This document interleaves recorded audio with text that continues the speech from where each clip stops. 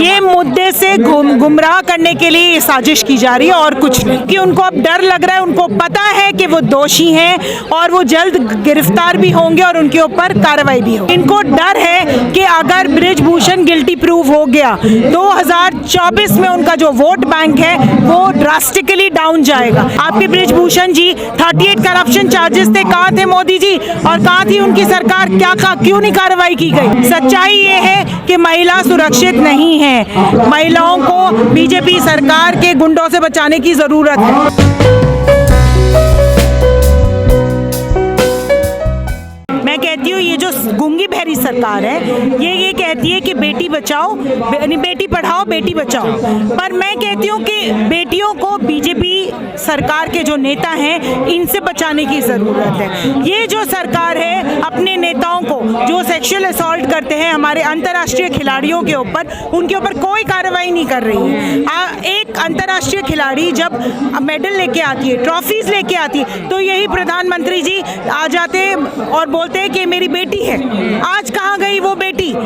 प्रधानमंत्री जी के जो भाषण शुरू होता है बोलते हैं माताओं और बहनों, अगर वो बहनें हैं तो फिर कहाँ है भाई, कहाँ है? फिर पूछा जाए इनसे, क्यों नहीं आ रहे वो नीचे? वही तो बोल रही हूँ ना, सिर्फ बोलने के लिए बहन नहीं होती है ना, मानने के लिए भी होती है। इनको शर्म आनी चाहिए।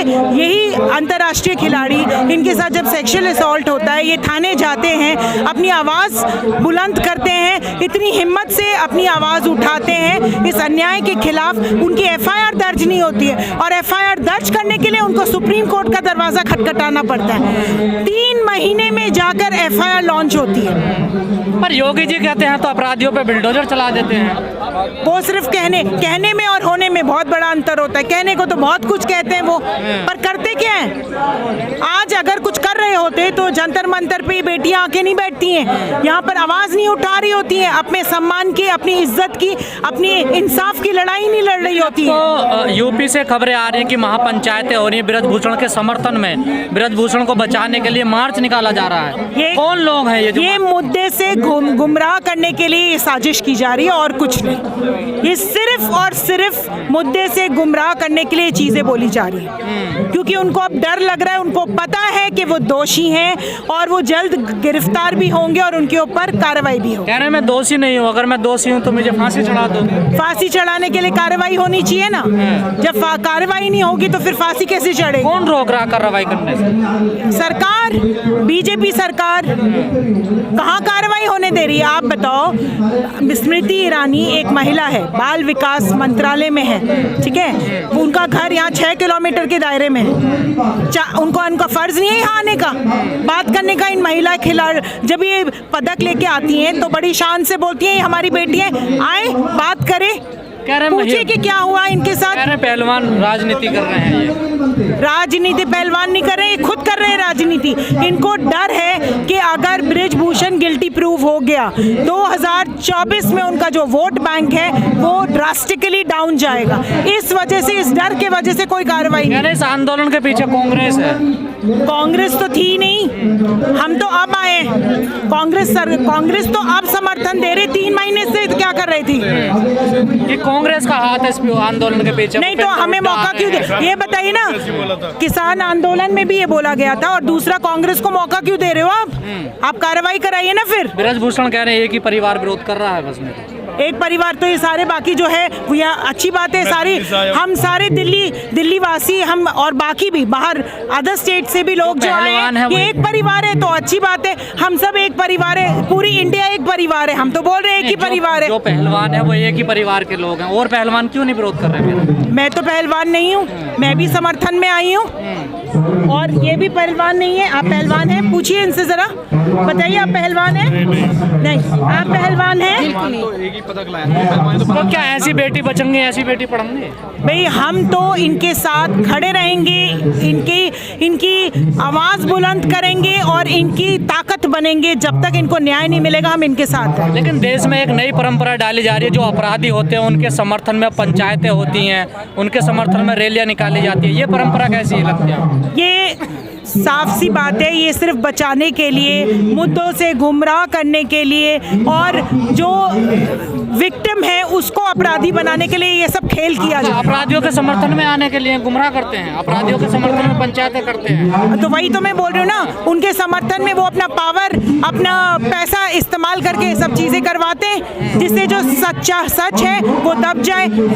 ये मोदी जी तो लाल किले से महिलाओं की सुरक्षा की बात करते हैं, वो सुरक्षा दिख रही है यहीं पर ही, जरा कैमरा घुमा के देख लीजिए। आपके बृजभूषण जी 38 करप्शन चार्जेस थे, कहाँ थे मोदी जी और कहाँ थी उनकी सरकार? क्यों नहीं कार्रवाई की गई? ये तो 2 और मिला के 40 हो गए। मुझे तो लगता है पूरी सेंचुरी करेंगे ये तो धीरे धीरे। आंदोलन को राजपूत वर्सेस जाट बना दिया। किसने?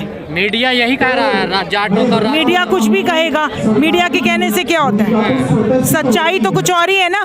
सच्चाई ये है कि महिला सुरक्षित नहीं है। महिलाओं को बीजेपी सरकार के गुंडों से बचाने की जरूरत है। ये गुंडी सरकार है, गुंडे नेताओं से, गुंडे नेताओं से। ऐसे नेता जो हैं, जो इस तरह के गलत काम करते हैं, इनसे बचाने की जरूरत है। ये भी कहा जा रहा है कि अगर 10 साल से ऐसा हो रहा तो क्यों पहलवान चुप थे 10 साल से?